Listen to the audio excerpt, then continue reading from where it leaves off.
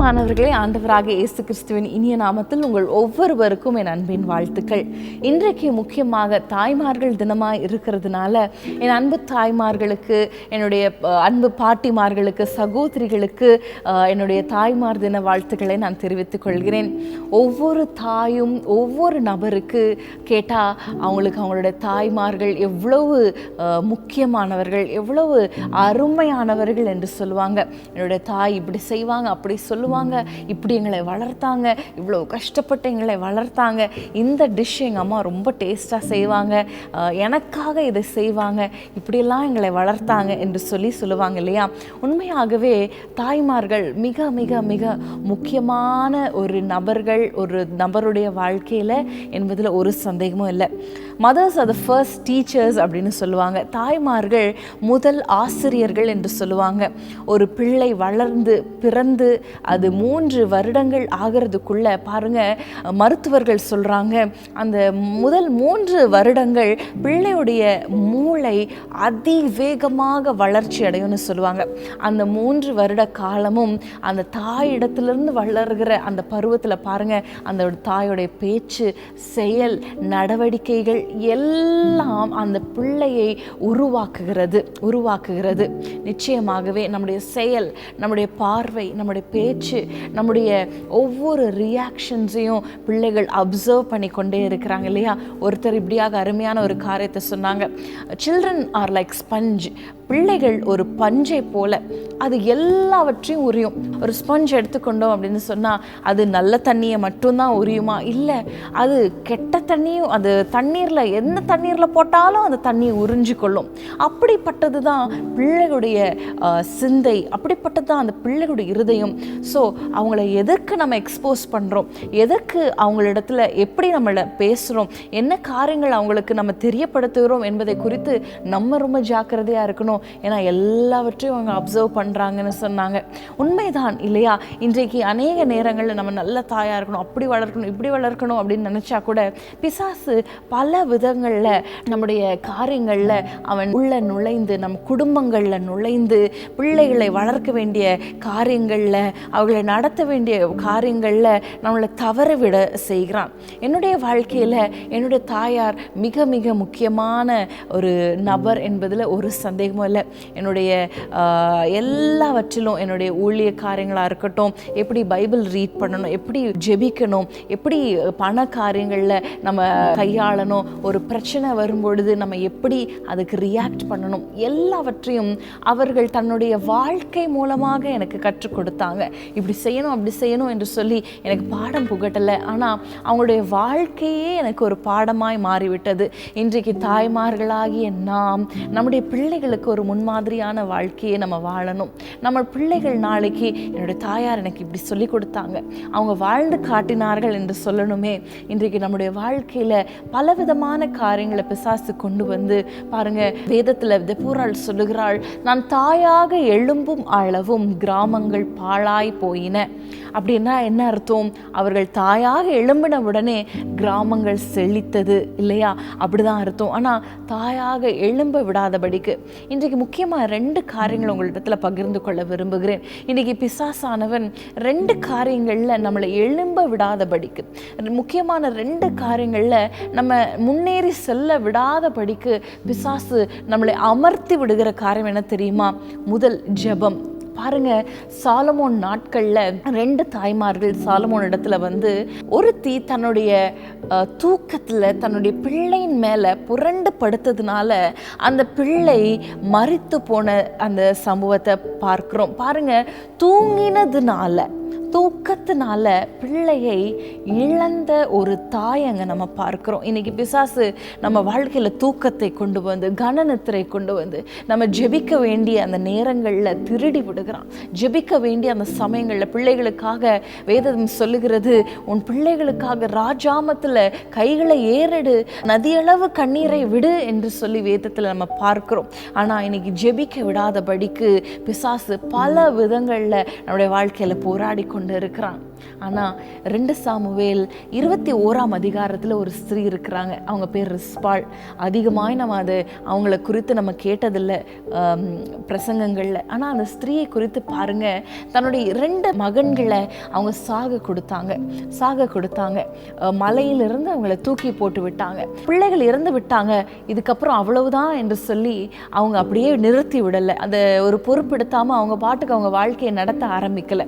அந்த பிள்ளைகளுடைய சடலங்கள் மேலே அவங்களுடைய புடவையை விரித்து பாருங்க, அல்லும் பகலும் கிட்டத்தட்ட 6 மாத காலங்கள், அந்த அறுப்பு காலம் தொடங்குகிற வரைக்கும் பாருங்க, அந்த பிள்ளைகள் மேலே அந்த புடவையை விரித்து இரவில் எந்த ஒரு மிருகங்களும் அந்த சடலங்களை எடுத்துட்டு போயிடக்கூடாது, பறவைகள் அந்த சடலங்களை பட்சித்திடக்கூடாது என்று சொல்லி அந்த ஸ்திரீ அந்த சடலங்களை பாதுகாத்த ஒரு ஸ்திரீயாய், ஒரு தாயாய் இருந்தாங்க.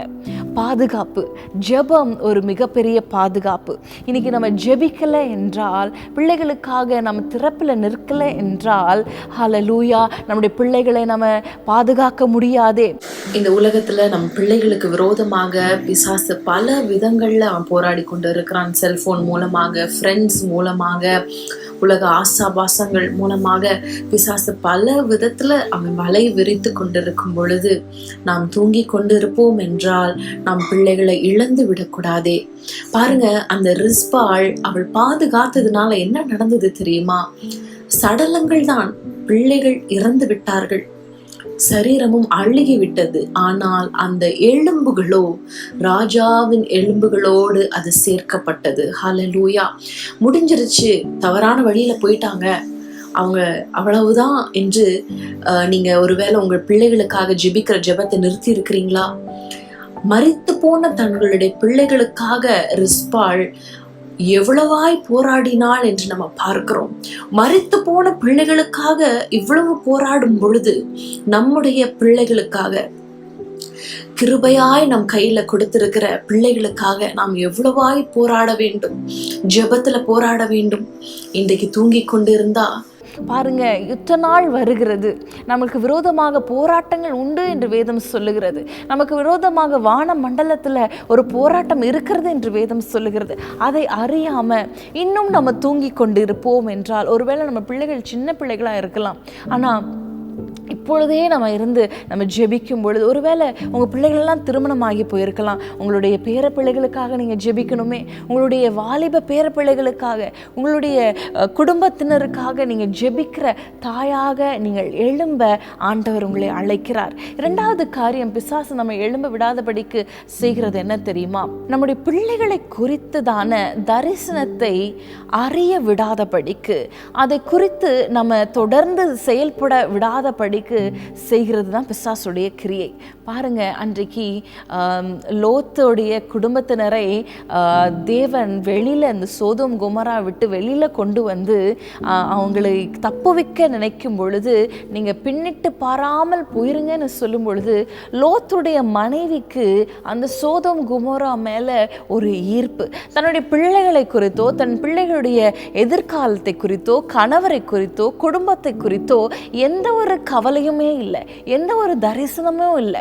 என் பிள்ளைகள் என்ன ஆகுவாங்க, என் 2 பெண் பிள்ளைகள் இருக்கிறாங்களே, அவங்களுக்கு நாங்கள் திருமணம் செய்து வைக்கணும், என் சந்ததி ஆசீர்வதிக்கப்படணும், இப்படியெல்லாம் கவலை இல்லை. அவங்களுக்கு கவலை எல்லாம் சோதோம் கொமோரா தான். இன்னைக்கு நிறைய பெண்களுடைய கவலைகள் எல்லாம் தெரியுமா? என்னால் அவங்கள மாதிரி இருக்க முடியல, இப்படி ஆடம்பரமாக இருக்க முடியல, எல்லாரும் ஜாலியாக இருக்கிறாங்க, அவர்களை போல இருக்க முடியல, இப்படி உடுத்த முடியல, அதை வாங்க முடியல, அங்கே போக முடியல, இதை செய்ய முடியல. இப்படியே தங்களுடைய வாழ்க்கையில் தங்களுடைய பிள்ளைகளை குறித்ததான தரிசனங்களை, தங்களுடைய பிள்ளைகளுக்காக ஜெபிக்க வேண்டிய காரியங்களை மறந்து உலக பின்னாடியே போய்கொண்டிருக்கிற தாய்மார்கள்.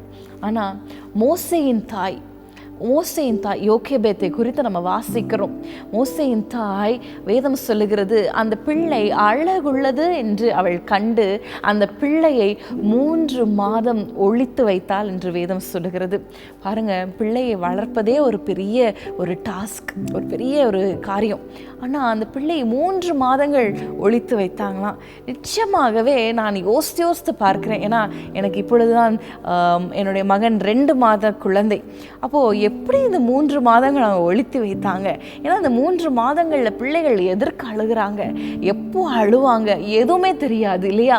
அந்த சூழ்நிலையில் 3 மாதங்கள் பிள்ளையை ஒழித்து வைத்த ஒரு தாய். ஏன்னா அவங்களுக்கு தெரியும், இந்த பிள்ளை ஒரு நாள் இவன் இரட்சகனாக எழும்புவான், இந்த பிள்ளை ஒரு நாள் என் ஜனத்துக்கு, என் குலத்துக்கு ஒரு இரட்சகனாக எழும்புவான் என்ற ஒரு தரிசனத்தை பெற்றிருந்த ஒரு தாய். இன்னைக்கு பிசாசு உலக மோகங்களை கொண்டு வந்து, சோஷியல் மீடியா ப்ரெஷர்ஸை கொண்டு வந்து, எல்லாரும் இப்படி செய்கிறாங்க, நானும் செய்யணும், அது கடன் வாங்கியாவது நான் செய்யணும், அப்படிப்பட்ட ஒரு வலைக்குள்ள தாய்மார்களை, இளம் தாய்மார்களை சிக்க வைத்து அவன் விளையாடி கொண்டு இருக்கிறான் குடும்பங்களுக்குள்ள. இன்றைக்கு நம்ம அதற்கு இடம் கொடுக்கக்கூடாது. நம் தாயாக நம் பிள்ளைகளை குறித்த தரிசனங்களை நாம் பெற வேண்டும். எப்படி பெற முடியும்? நம்ம ஜெபித்தாதான் பெற முடியும். என் பிள்ளைகளுடைய எதிர்காலம் இப்படி இருக்கணும், என் பிள்ளைகளுடைய சந்ததி இப்படி இருக்கணும், என்னுடைய சந்ததி இப்படி இருக்கணும். ஆண்டவரே, என் சந்ததி கர்த்தரால் ஆசீர்வதிக்கப்பட்டு இருக்கணும், என் சந்ததி தலைமுறை தோறும் அது கர்த்தருடைய சந்ததி எனப்படணும். எப்படிங்கிற வைராக்கியத்தோடு தரிசனம் பெற்ற தாய்மார்களாய் எழும்ப விடாதபடிக்கு, தரிசனங்களை மங்கி போக செய்கிற பிசாசின் கிரியைகளுக்கு எதிர்த்து நிற்க உங்களை ஆண்டவர் அழைக்கிறார். இத்தனை நாட்கள் எப்படி போனது? சில தவறுகளை நம்ம தாய்மார்களாய் செய்திருக்கலாம், போனது போகட்டும். ஆனால் இன்றைக்கு நம்ம ஒரு தாயாக நம்மளுடைய பிள்ளைகளுக்கு, நம்முடைய ஒருவேளை நீங்கள் பேர பிள்ளைகளை பெற்ற தாய்மார்களாக இருக்கலாம், உங்கள் பேர பிள்ளைகளுக்கு, உங்கள் சந்ததிக்கு நீங்கள் ஆசீர்வாதமான தாய்மாராய் இருக்க ஆண்டவர் உங்களை அழைக்கிறார். நம்ம ஜெபிக்கலாமா? ஸ்தோத்திரம் ஆண்டவரே, இந்த தாய்மார் தினத்தில் எங்களோடு நீர் பேசின உங்களுடைய வார்த்தைகளுக்காக ஸ்தோத்திரம் ஆண்டவரே. தூக்கத்துக்கு இடம் கொடுத்து, உலகத்துக்கு இடம் கொடுத்து ஆண்டவரே எங்கள் தரிசனங்களை இழந்து போன நாட்கள் போதும் அப்பா.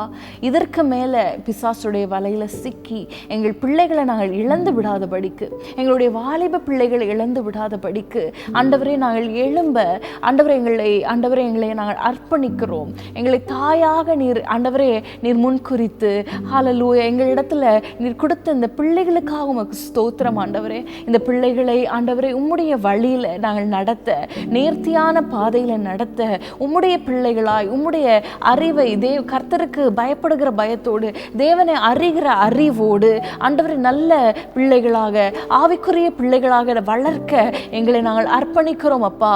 ஆண்டவரே உலகத்துக்கு, மாம்சத்துக்கு, ஆண்டவரே ஐஸ்வர்யத்துக்கு, உலக பெருமைகளுக்கு, சிற்றின்பத்துக்கு இடம் கொடுத்த நாட்கள் ஆண்டவரே போதும் அப்பா.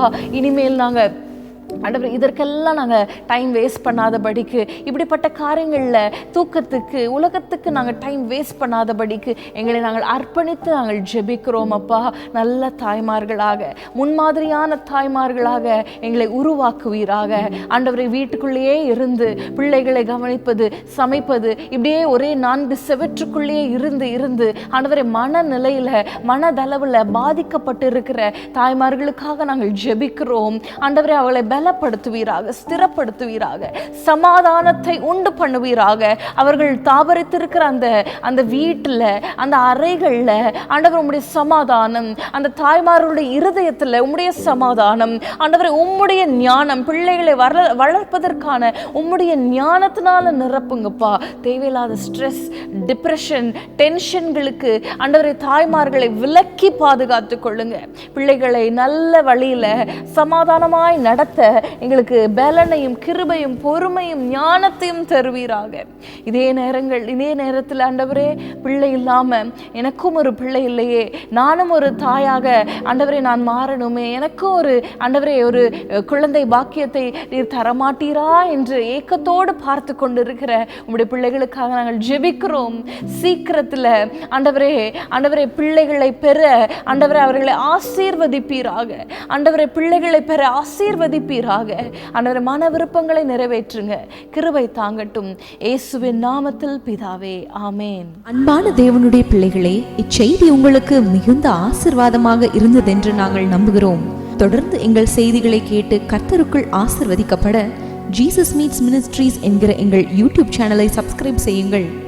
மேலும் உங்கள் ஜெப உதவிக்கு எங்களோடு நீங்கள் தொடர்பு கொள்ள வேண்டிய தொலைபேசி எண் 9842252836 மற்றும் 7299546363. Email gpsrobinson@hotmail.com. கர்த்தர் உங்களை ஆசீர்வதிப்பாராக.